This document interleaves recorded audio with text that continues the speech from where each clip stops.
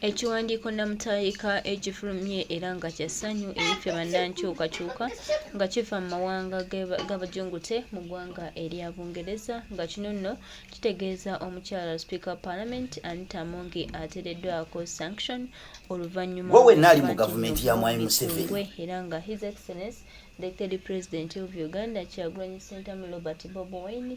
yatugamba nti ye buli watambula abako ekyenjawulo kyagenza okukola era ekyenjawulo tumaze okuba nga tukiraba within 5 days nga His Excellency yakabulira eggwanga lino batandise okukola ku nsonga zeyabategeeza kakati nno tugamba nti congratulations to us era tusimbulidde ddala. Anita Among ogenda kiwulira obadde wano weeraga oli kulayiraayira saawa yonna n'abakyala wa kuno egwe katonda wa kuno kakati nno kawedde mudda Anita Among kawedde mudda oba ekizigo ogenda kigulawa nze naawe gwe nange naye nga embeera bwetyo bweri UK emaze okubanga omukyala emufubutulwa takyalina kyagamba bantu. Mama Kizigo genda onoonye gye bagenda okugula ekizigo ewalala ekyebungereza awo oli ku sinking boat saawa yonna ekuyiwayo bevi anti laba bannammwe Speaker wa Parliament sanction emaze okuluma Kitutu sanction emaze okuluma Nandutu sanction emaze okuluma abo bawedde omanya abantu abamu batunulira sanction baziyita ekyokuzanyisa bano babbi mubala bakuulula bizimbe ne bazimba babba ssente e Uganda olwokuba bakimanyi nti ekonomi ye Uganda yafa tekyatambula tosobola mukola ene business bwe babba zineno ssente ne bazitwala mu nsi ezirimu ekonomi etambula kati obalaba ne Anita Among nga ayina ennyumba eti nenet noga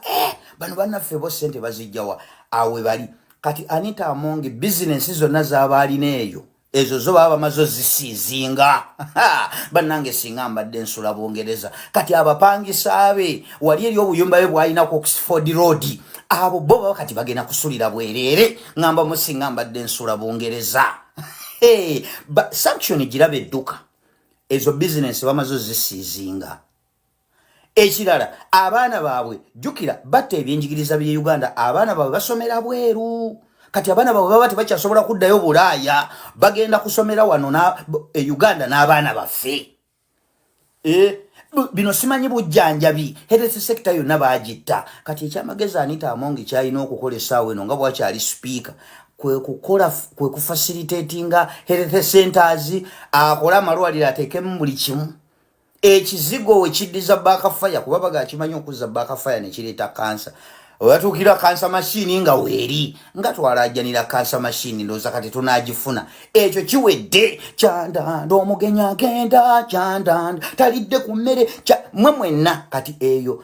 one arm of government bamaze ogikola ki head bamukuta omanyi gavumenti ekolebwa amatabi asatu executive legislature ne judiciary kati owa legislature bwe bakwata ku mutwe ne bamusanctioning amaze okugenda mu byafaayo speaker asoose okusanctioningibwa kitegeeza ne judiciary nammwe bajja babalaba kuba bamanyi judicial system ye Uganda nfu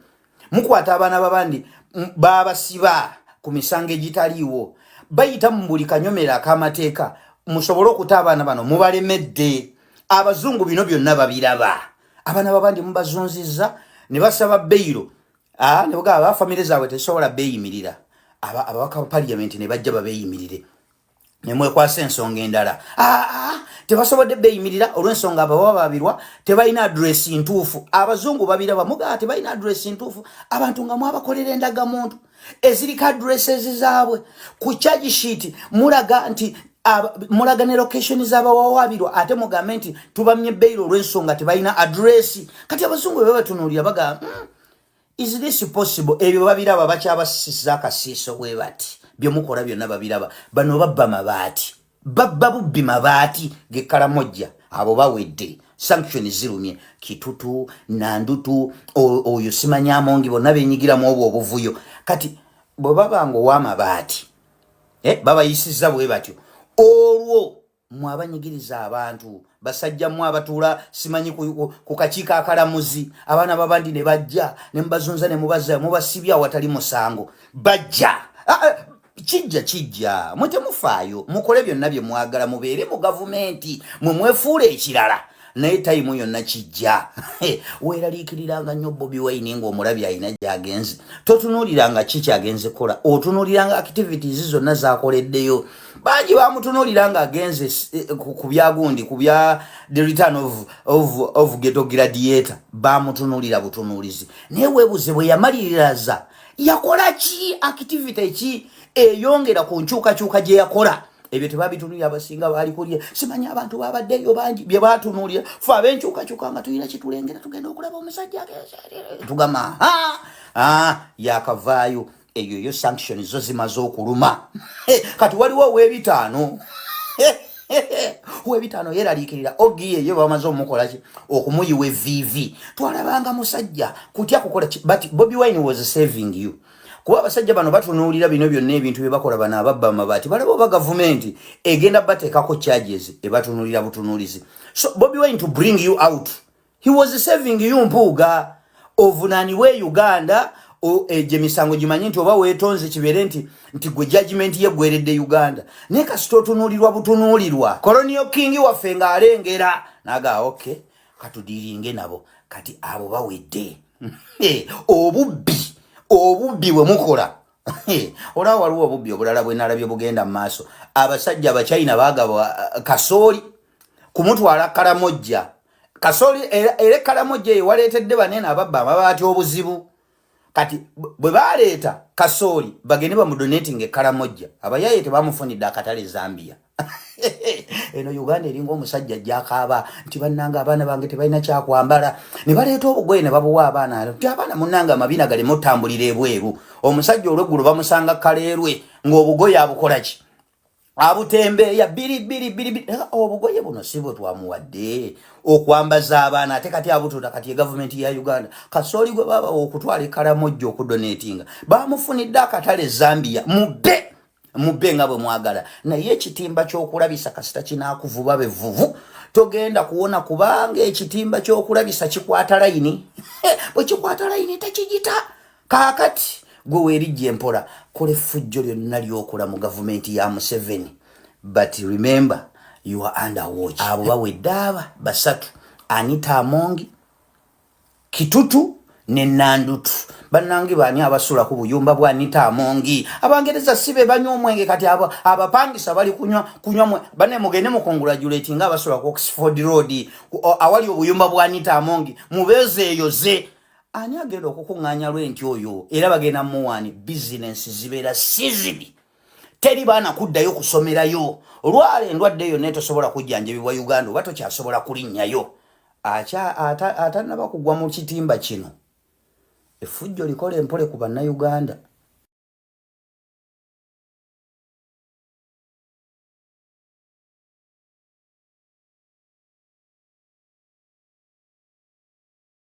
gwe wenna ali mu gavumenti ya Mwai Museveni oli kulayiraayira la saawa yonna awo oli ku sinking boat saawa yonna ekuyiwayo bevi anti laba bannammwe speaker wa parliament sanction emaze okuluma Kitutu sanction emaze okuluma Nandutu sanction emaze okuluma abo bawedde omanyi abantu abamu batunulira sanction baziyita ekyokuzanyisa bano babbi mubalaba kuwulula bizimbe ne bazimba babba ssente e Uganda olwokuba bakimanyi nti ekonomi ye Uganda yafa tekyatambula tosobola mukolamu ene business bwe babba zineno ssente ne bazitwala mu nsi ezirimu ekonomi etambula kati obalaba ne Anita Amongi nga ayina ennyumba eti neneti noga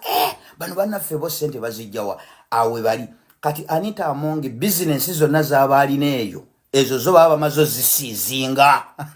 bannange singa mbadde nsula Bungereza kati abapangisa abe wali eri obuyumba bwe bwalina ku Oxford Road abo bo kati bagenda kusulira bwerere ngamba musinga mbadde nsula Bungereza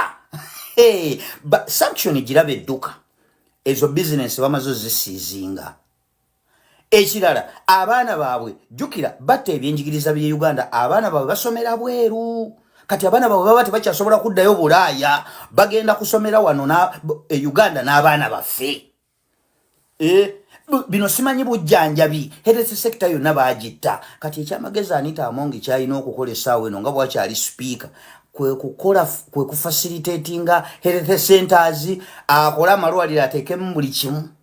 ekizigo we kiddiza backfire kuba bagakimanyi okuzza backfire ne kireeta kansa oyatuukira kansa machine nga weeri nga twalajjanira kansa machine ndowooza kati tunaagifuna ekyo kiwedde kyandanda omugenyi agenda kyandanda talidde ku mmere mwe mwenna kati eyo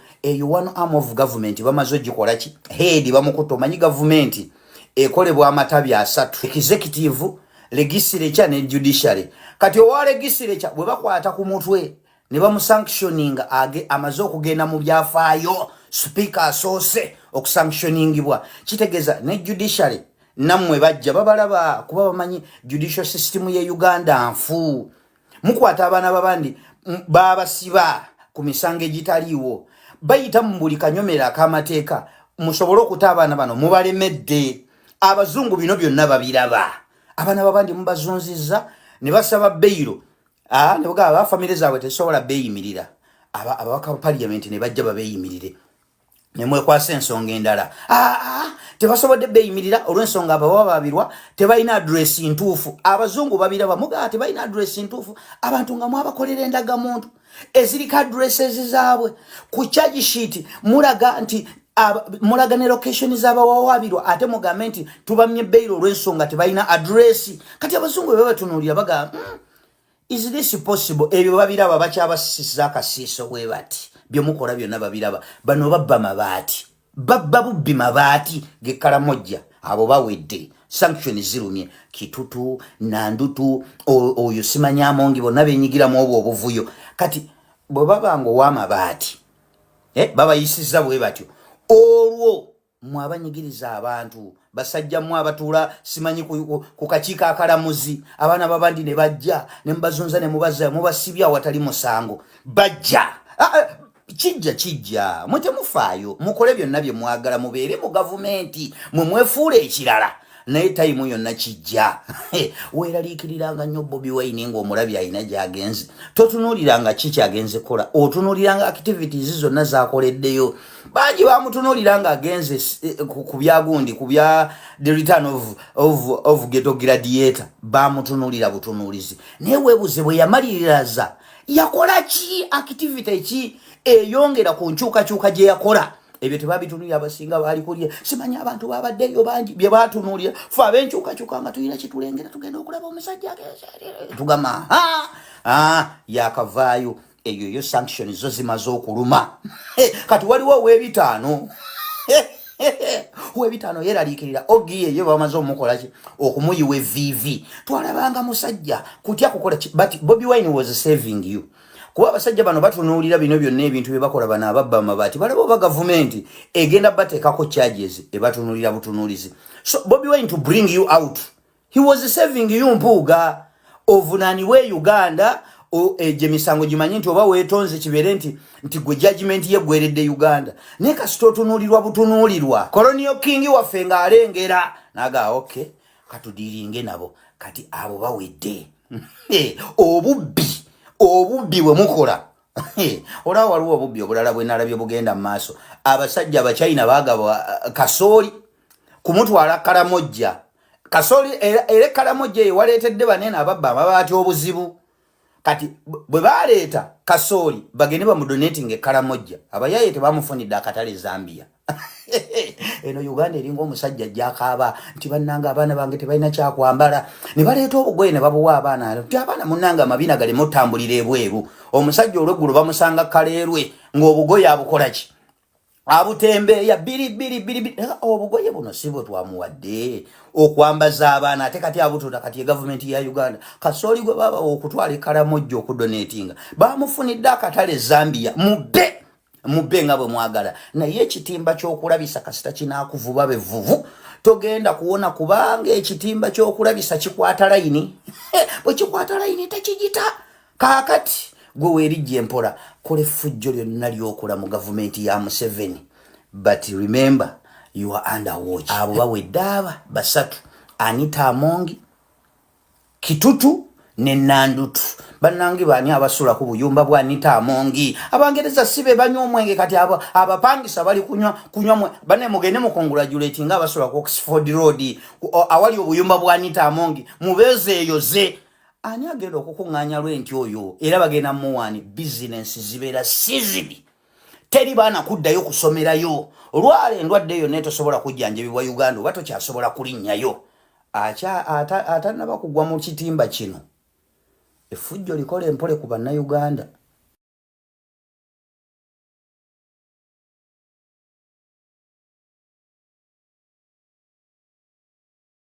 yakola ebyo tebabitunulira abasinga baali kulya simanya abantu babaddeyo bangi bye batunulira fe abenkyukakyuka nga tulina kitulengera tugenda okulaba omusajja tugamba yakavaayo eyo sanction zo zimaze okuluma kati waliwo ow'ebitaano uwebitano yeraliikirira ogiye yo bamaze omukolaki okumuyiwa vivi twalabanga musajja kutya kukola but Bobi Wine was saving you kuba abasajja bano batunuulira bino byonna ebintu bye bakola bana ababba amabati balaba ba government egenda bateekako charges ebatunuulira butunuulizi so Bobi Wine to bring you out he was saving you mpuuga ovunaaniwe Uganda misango gimanyi nti oba weetonze kibeere nti gwe judgment ye gweredde Uganda naye kasita otunuulirwa butunuulirwa Colonial King waffe ng'alengera naga okay katudiiringe nabo kati abo bawedde obubbi bwe mukola olaba waliwo obubbi obulala bwe nalabye bugenda mu maaso abasajja abachina baagabwa kasooli kumutwala Karamojja kasooli era Karamojja eyo waleetedde banene ababba amabaati obuzibu kati bwe baleeta kasooli bagende bamudonating Karamojja abayaye tebamufunidde akatale Zambia eno Uganda eringa omusajja gyakaaba nti bannanga abaana bange tebalina kyakwambala ne baleeta obugoye ne babuwa abaana nti abaana munnanga amabina galeme otambulira ebweru omusajja olweggulo bamusanga kaleerwe ng'obugoye abukola ki abutembeeya biri obugoye buno si bwe twamuwadde okwambaza abaana ate kati abutuuta kati gavumenti ya Uganda kasooli gwe baba okutwala Karamojja okudonatinga bamufunidde akatale Zambia mubbe nga bwe mwagala naye ekitimba ky'okulabisa kasita kinaakuvuba bevuvu togenda kuwona kubanga ekitimba ky'okulabisa kikwata layini bwe kikwata layini tekigita kaakati gwe weerijja empola kola effujjo lyonna lyokola mu gavumenti ya Museveni but remember you are under watch abo bawedde aba basatu Anita Amongi Kitutu ne Nandutu bannange bani abasula ku buyumba bwa Anita Amongi abangereza sibe banywa omwenge kati abapangisa bali kunywa bane mugende mu congratulate nga abasula ku Oxford Road awali obuyumba bwa Anita Amongi mubeze eyoze ani agenda okukunganya lwenti oyo era bagenda muwani business zibera sizibi teri bana kuddayo kusomerayo olwale endwadde eyo netosobola kujjanjabibwa Uganda oba tokyasobola kulinnyayo atanaba kugwa mu kitimba kino effujjo likola empole ku bannayuganda